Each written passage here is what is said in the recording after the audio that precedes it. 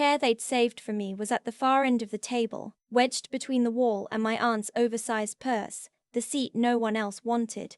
My brother hadn't looked up when I walked in. He was talking to my uncle about the property tax assessment on the Whitmore building, his voice carrying that particular weight of a man who considers himself the only adult in the room. His wife, seated beside him with her reading glasses pushed up on her head like she'd just stepped out of a deposition, was scrolling through something on her phone. My mother had arranged a centerpiece of yellow tulips, my grandmother's favorite, and was fussing with the stems the way she always did when she needed something to do with her hands.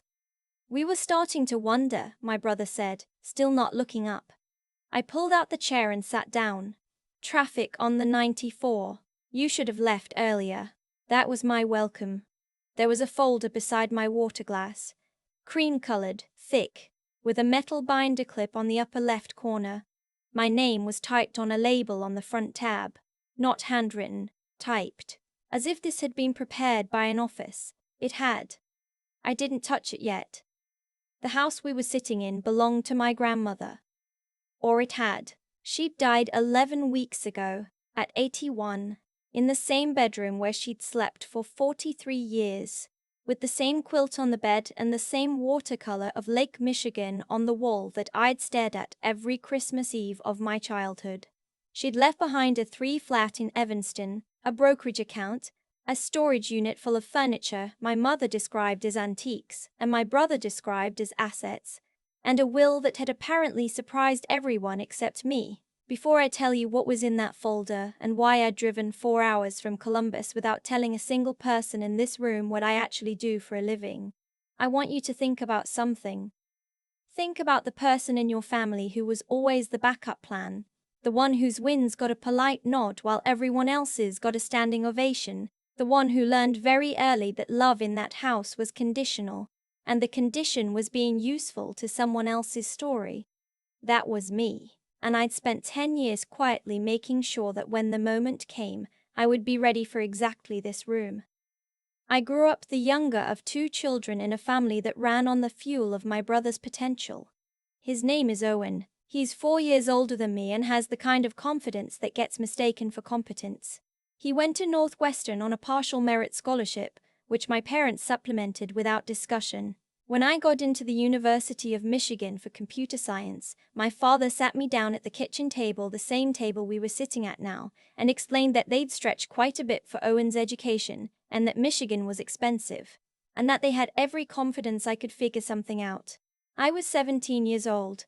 I figured something out. I took the maximum in federal loans, picked up 22 hours a week at a campus IT help desk, and graduated in 3.5 years because the math on a fourth simply didn't work. My mother called my graduation a very sweet little ceremony. She and my father were in Scottsdale that weekend for Owen's regional sales conference. He'd won some kind of quarterly award. They FaceTimed me from the hotel pool while I was standing outside the auditorium in my cap and gown. I didn't cry about it. I'd already learned not to. For the next 8 years I built quietly. I told my family I was doing UX consulting, which was true in the same way that saying a surgeon does paperwork is technically true. What I was actually doing was co-founding a software company called Ardent Systems with my college roommate and a former professor who'd believed in the idea before it had a name. We built compliance automation tools for mid-sized healthcare networks, the kind of back-end infrastructure that no one talks about at dinner parties, but that hospital CFOs lose sleep over. We were unsexy and essential and very good at what we did. At 27, we had 60 employees and contracts with 4 regional hospital systems. At 30, we had 212 employees and a product that 3 of the top 8 pediatric hospital networks in the country had licensed exclusively. 8 months ago, a strategic acquirer out of Nashville paid $240 million for Ardent Systems. I was 32 years old and I owned 31% of the company at close. My family thought I was making around $90,000 a year and renting an apartment in Columbus. I let them think that, not out of spite, not exactly, but because explaining the truth would have required them to have a different image of me than the one they'd decided on when I was 17, and that image had never updated since. To my mother, I was still the one who needed to be resourceful. To Owen, I was the sister who turned out fine but not impressive, who showed up to holidays and didn't contribute much to the conversation, and whose job title was usually followed by a brief nod and a redirect to something Owen was working on. I hadn't corrected them because I was waiting. I'd been waiting for a very specific moment, and I'd had a feeling, based on 11 years of watching my brother operate, that the moment would come to me. It had come in the form of a cream-colored folder with a metal binder clip. I opened it. It was a disclaimer of interest, 4 pages already flagged with the small adhesive arrows that said "Sign here" in cheerful blue font. My grandmother had left me a 40% stake in the Whitmore building, a 6-story mixed-use property in downtown Evanston that she'd co-owned with my grandfather until he died, and then held alone for 22 years. It was not the most glamorous asset in her estate, but at current market valuation, my 40% was worth somewhere between $800,000 and $1.2 million, depending on whose appraisal you believed. Owen had been managing the building for 6 years. He told my parents he was doing it as a favor to Grandma, that it was a significant time commitment, that he'd essentially been a steward of the family's legacy without compensation. What he hadn't mentioned, and what I'd spent the last 3 months discovering, was that the management company he'd set up to handle the building's operations was billing the estate at a rate 40% above standard market fees for comparable properties in Cook County, and that a portion of those fees had been flowing into a separate LLC that Owen had quietly incorporated 2 years ago. I read all 4 pages, twice. "It's a formality," Owen said, reaching for the breadbasket. He still hadn't looked at me directly. "The estate attorney said it simplifies the ownership structure. You're not in real estate, you've never dealt with any of this. It honestly just creates complexity for you." "How so?" "Liability exposure. Property tax implications. The building has deferred maintenance. It's not a clean asset." His wife spoke without looking up from her phone. "Her name is Priya, and she has an MBA from Kellogg, which she uses the way some people use a credential, and some people use a weapon. The carrying costs alone on that building are significant. Owen's been absorbing a lot of that on behalf of the estate. I wasn't aware the estate had asked him to." The table went quiet in the specific way that meant everyone was performing patience. My mother moved the tulips 2 inches to the left. My father cut his roll into careful halves. "There's no compensation structure here," I said, setting the page down. "This is a transfer of my interest to Owen for $1 and unspecified other consideration." "The consideration is relief from the liability," Priya said. "What liability specifically?" "The deferred maintenance I mentioned." Owen's voice had taken on a tone I knew well. The tone he used when explaining things to people he'd already decided weren't going to understand. "There are HVAC units that need to be replaced. The elevator inspection is coming up. These are not trivial expenses. I'd like to see the maintenance schedule." "I don't have it with me." "Then I'm not signing tonight." The silence this time was different. Thicker. My mother picked up her wineglass, then set it back down without drinking. "I want to tell you something about that table before I tell you what happened next. I want to tell you because it explains why I didn't feel nervous, even though by all appearances I should have. I'd sat at that table my entire life and felt invisible. I'd sat there at 12 when Owen got a car for his birthday and I got a card with $50 in it. I'd sat there at 20 when I came home for Thanksgiving with a 3.9 GPA and a job offer from a startup in Ann Arbor, and my father spent dinner asking Owen about his Q3 numbers. I'd sat there at 25 when I told my mother I was thinking about starting my own company, and she'd looked at me with genuine concern and said, "Honey, that's a lot of risk. Wouldn't it be smarter to stay somewhere stable?" Not yet, I had thought, at 12, at 20, at 25. Not yet, not yet, not yet. "You're being dramatic," Owen said. "This is a simple estate matter. If it's simple, it won't take long to get me a proper valuation and a legitimate offer." "A legitimate offer." He repeated the phrase the way people repeat things they find absurd. He looked at Priya, then at my father. A look that said, "See what I'm dealing with." "Grandma left me 40%, I said. "She changed the will 3 years before she died. She told me on the phone that she wanted me to have something of hers that was real. Those were her words. Real. She didn't say formality. She didn't say liability. Mum was not well in her final years, Owen said. His voice had gone flat. Everyone at this table knows that. My mother made a small sound. She had early-stage memory difficulties, Priya said, setting her phone face down on the table. There's documentation. If you want to contest this process, that documentation becomes relevant. The original will left the building entirely to Owen. The codicil adding your name was executed at a time when her capacity could reasonably be questioned. We've spoken with an attorney. I looked at Priya. I thought about my grandmother on the phone 18 months ago, reading me the property tax assessment line by line and asking whether the deduction structure made sense. Sharper at 80 than most people are at 40.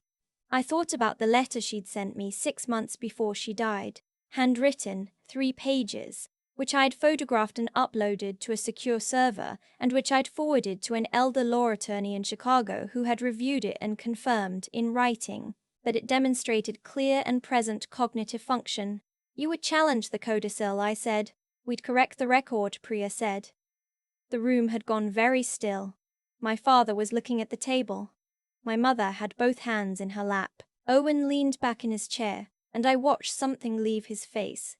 The performance of patience dissolving into something I recognized. I'd seen it the night he told my parents I'd been the one who'd dented the car when it had been him. I'd seen it when he told his college friends I'd gotten into Michigan through some program for underprivileged students. Which was not true, but which was easier than acknowledging I'd had a 34 on the ACT. I'd seen it every time the truth became inconvenient for his version of things, and his version of things always required me to be smaller than I was. Look, he said, leaning forward now, his elbows on the table. Let me be honest with you. You have no operational role in that building. You have no capital invested. You've never attended a maintenance meeting, a tenant review, a property tax hearing, nothing. You show up at Christmas. That's it. Grandma may have meant well, but she didn't understand what she was giving you. She was giving you a problem. I'm giving you a way out, with $1. With a goodwill payment we're prepared to offer. He glanced at Priya, who nodded slightly. $60,000. Clean, today, before the estate closes. That's more than fair for a passive interest you've never touched. I looked at him for a moment. I thought about $60,000 and what it represented as a fraction of my actual net worth. I thought about the irony of it, how carefully he'd calibrated the number to sound generous to the version of me he thought was sitting in this room. I want to show you something, I said. I reached into my bag, not the folder they'd prepared. My own. Thinner, but not by much. I set it on the table. What's that? My mother asked. A few things I put together. Owen picked it up before I could offer it. I let him. I watched his face the way you watch a window in a storm. The first document was an independent appraisal of the Whitmore building, commissioned 4 weeks ago by a firm with no connection to the estate. Current fair market value, $2.1 million. My 40% interest, $840,000. Owen set the page down slowly. Keep going, I said. The second document was a fee analysis. Hargrove Building Solutions, LLC, Owen's management company, had billed the estate $432,000 over 6 years, covering a range of services including general management, leasing coordination, and capital project oversight. A comparable fee schedule from 3 other licensed property management companies in Cook County, which I had obtained and tabulated, showed that market rate fees for a building of that size and occupancy ran between $60,000 and $78,000 annually. Owen had been billing the estate at nearly double that. Priya had reached over and was reading along. Her face had gone careful in the way faces go careful when a person is professionally trained not to react. This is your interpretation, Owen said. The third document is less interpretive, I said. That's a payment record. In January of last year, Hargrove Building Solutions received a capital improvement reimbursement from the estate account of $118,000 for HVAC replacement, on the second and third floors. I pulled the City of Evanston building permit database. No permits were filed for HVAC work at that address during that period. I also contacted the 2 HVAC contractors whose names appear on the invoice. I paused. They told me they'd never done work on that building. My mother said something too low to hear. My father stood up, seemed to reconsider, and sat back down. Owen closed the folder. He set it on the table with the deliberate care of a person who is managing the impulse to do something else with it. Then he looked at me and I saw something shift in his expression. Not anger, or not only anger, something more complicated. The particular look of someone who has been running a calculation for years based on a number he'd gotten wrong. "You hired an investigator," he said. "I hired an attorney and a forensic accountant," I said. "I did some of the permit research myself. It wasn't complicated. The records are public. This doesn't prove anything." The estate attorney received a copy of this packet yesterday. So did the Illinois Attorney General's office, because misappropriation of estate funds is a matter of state law. I also flagged it with the Cook County Probate Court, since the estate is still in administration. My brother's jaw tightened. "You want to talk about what you can prove," I said. "But what I actually want is simple. I want a full independent audit of every transaction Hargrove Building Solutions has billed to this estate. I want a recalculation of legitimate management fees based on market rate. I want the difference repaid to the estate before distribution. And I want my 40% interest recognized at fair market value, which means if you'd like to buy me out, you'll need to bring a real number to a real conversation with attorneys present."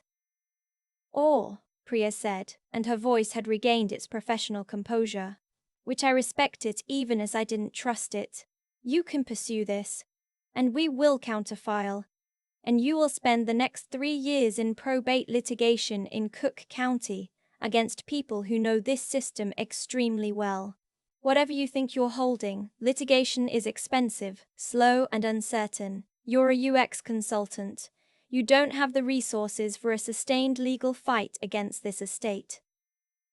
She said the last sentence with genuine confidence, which was the first real mistake of her evening. "You're right that litigation is expensive," I said. "I prefer to avoid it. That's why I'm here offering a straightforward resolution." "The resolution is the paper you haven't signed yet," Owen said. "Owen." My voice came out flat. "I sold my company 8 months ago for $240 million. No one said anything. I own 31% of the sale. The transaction closed in February. I have had personal legal counsel since March of last year, which is when I first became aware that the management fee billing on this building had irregularities. Everything you're looking at in that folder was assembled with the assistance of attorneys who have been involved in this matter for 9 months."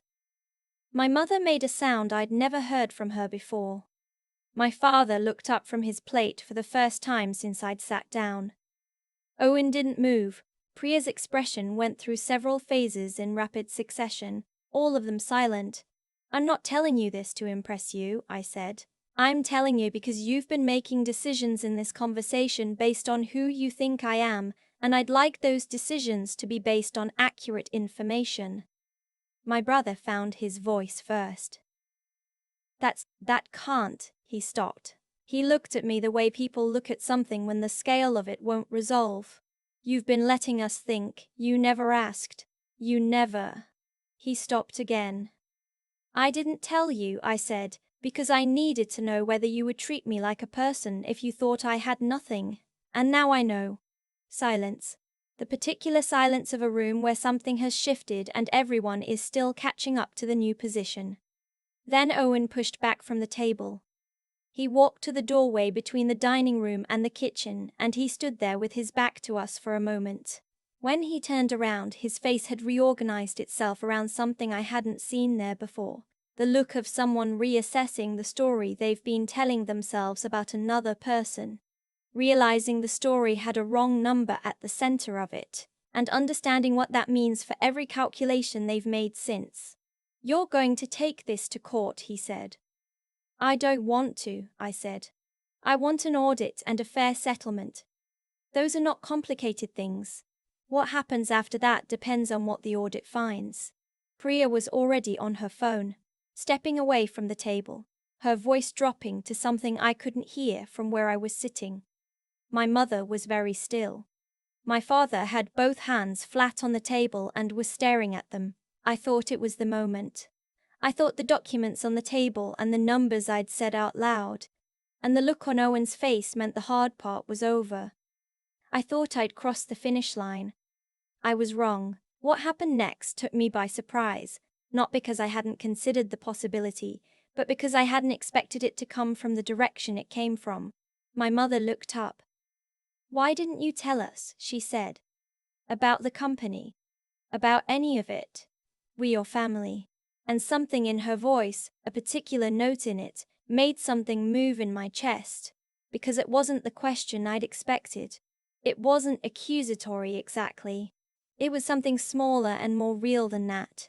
The question of a person who has just discovered that the story she'd been living inside had a room in it she'd never been shown. I looked at her. I looked at my father, and I thought about all the times I'd tried to show them things.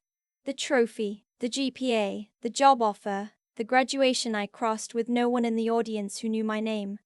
I thought about how many times I'd handed them something I'd made and watched them set it gently to the side. "I told you what I was doing," I said. "Every step of it, you were busy." She opened her mouth and closed it again. "I called you from the parking lot of our first client meeting," I said. "I was so excited I was shaking. You told me to be careful about rushing into things and asked me if I'd thought about whether I had adequate health insurance." She looked at the tulips. "I called you when we closed our Series A. You said that's wonderful and then spent 20 minutes telling me Owen had been promoted." My father made a sound. "I'm not saying this to hurt you," I said, "and I meant it. I'm saying it because you asked, and the answer is, I stopped telling you things because every time I did you made me feel like I had misunderstood the size of my own life, so I stopped asking for your opinion of it. I just kept building." No one said anything for a long time.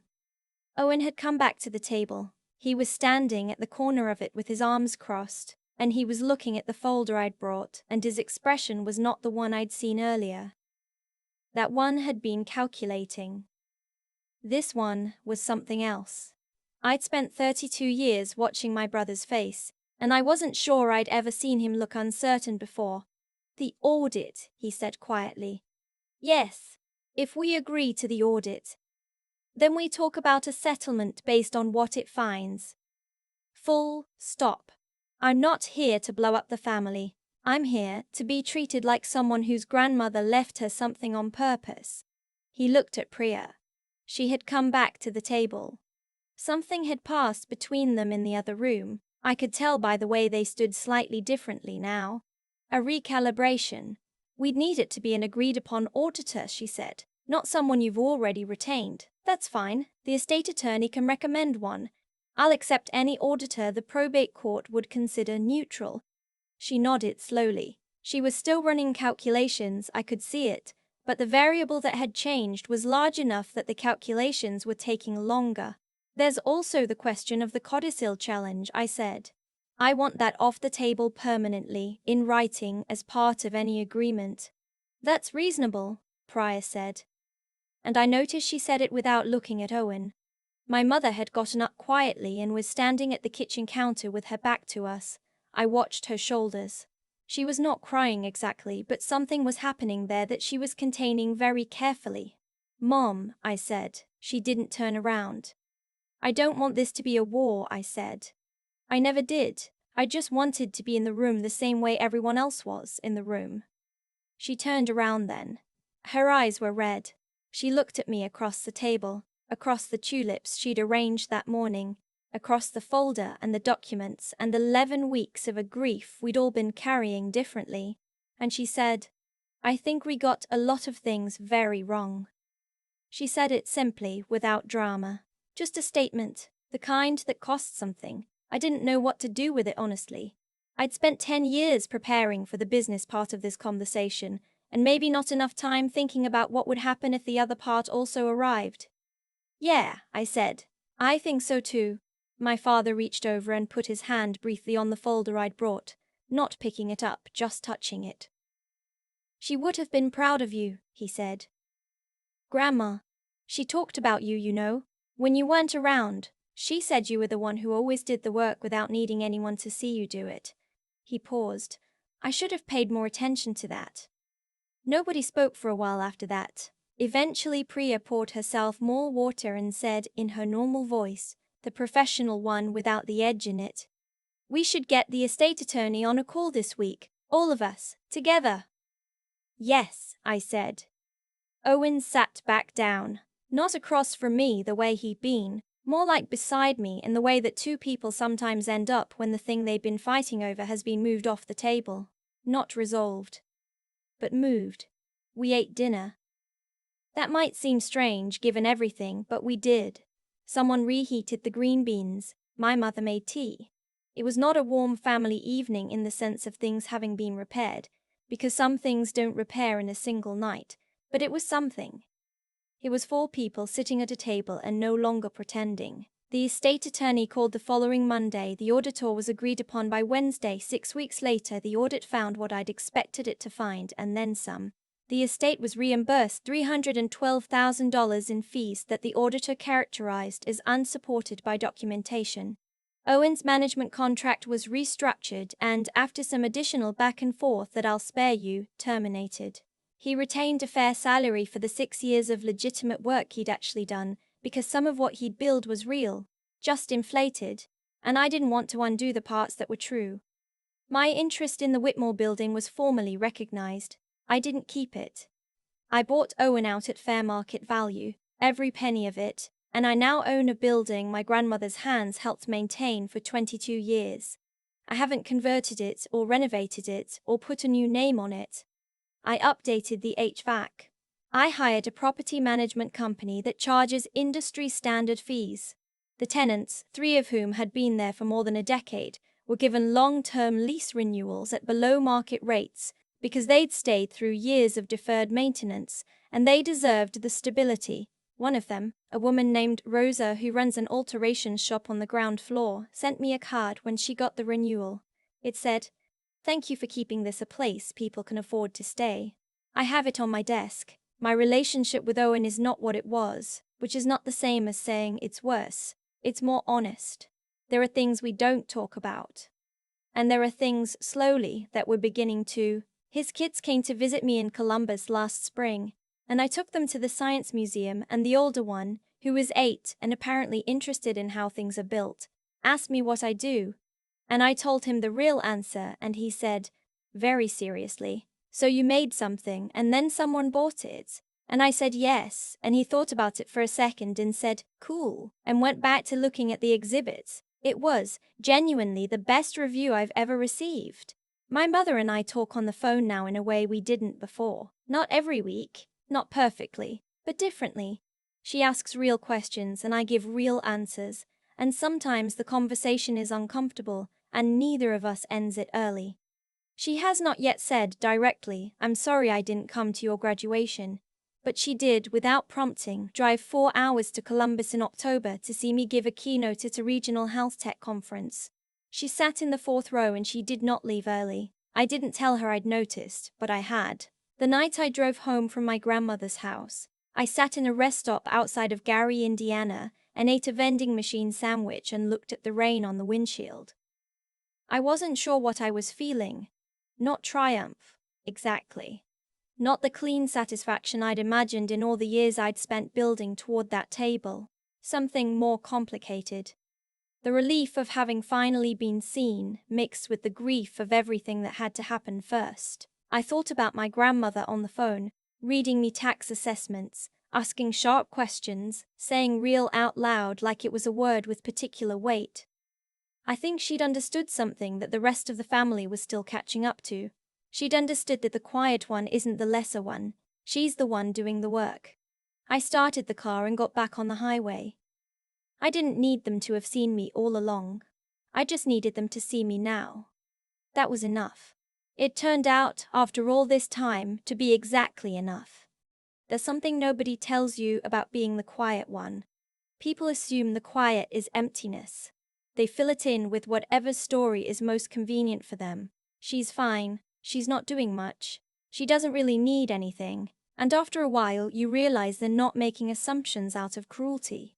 They're making them out of habit. You stopped interrupting the habit a long time ago, and now the habit has a life of its own. That's what I kept thinking about on the drive home from Evanston. Not about Owen, not about the audit, not even about the building. I kept thinking about the habit. I had spent 9 months preparing for that dinner. The forensic accountant, the independent appraisal, the permit database, the attorney consultations. All of it was real work, real time, real money. But if I'm honest, I'd been preparing for much longer than 9 months. Every time I didn't get the call back after the graduation. Every time the conversation moved on before I finished my sentence. Every time I put something I'd built on the table and watched it get set gently aside, I was storing something. Not resentment exactly. More like clarity. A slow accumulation of understanding about what I was dealing with and what it was going to take. What I've come to believe is that there's a direct line between how you respond to being underestimated and what eventually becomes possible for you. Not in a tidy way, not in the way motivational posters describe it. In a much more specific, grinding, unglamorous way. You either let the underestimation define the ceiling or you use it as data. Data about who will show up for you and who won't. Data about what you actually need to build versus what you were hoping someone else would hand you. I chose data. And what the data eventually told me was, you are on your own, and that is not a tragedy. That is a starting point. Owen made a choice too. For years, every time he inflated a billing line or signed off on work that hadn't been done. Those choices compounded just like mine did, just in the opposite direction. By the time we sat across that table, both of us had been building something for a long time. Mine just held weight. That's the thing about actions over time. They don't stay still, they accumulate. The person who keeps doing the honest work in the room nobody's watching, and the person who keeps skimming a little off the top, are both building something, and neither of them can see the full structure while they're inside it. You only see it clearly when it's done. My grandmother saw it earlier than most. She used to say, when I was small, that the land remembers who worked it. I didn't understand what she meant then. I think she was talking about exactly this. That effort leaves a mark, even when nobody's watching. That integrity isn't a reward system, it's a record, and records eventually get read. I didn't need Owen to apologize. I didn't need my mother to say the exact right words or my father to rewrite 20 years of dinner conversations. What I needed was simpler and harder to name. I needed them to stop operating on a version of me that had never been accurate. And when my mother said, I think we got a lot of things very wrong, something shifted. Not fixed, shifted. Which is where things actually start. I still have the card from Rosa on my desk. The one that says thank you for keeping this a place people can afford to stay. I look at it when things feel complicated, which they still do regularly. It reminds me what the point was. Not the number, not the win, not the look on Owen's face when he finally understood. The point was the building, the actual building, and the people in it, and the work my grandmother put into something she wanted to last. That's what I was protecting. That's what all of it was for. I just stopped building in the dark.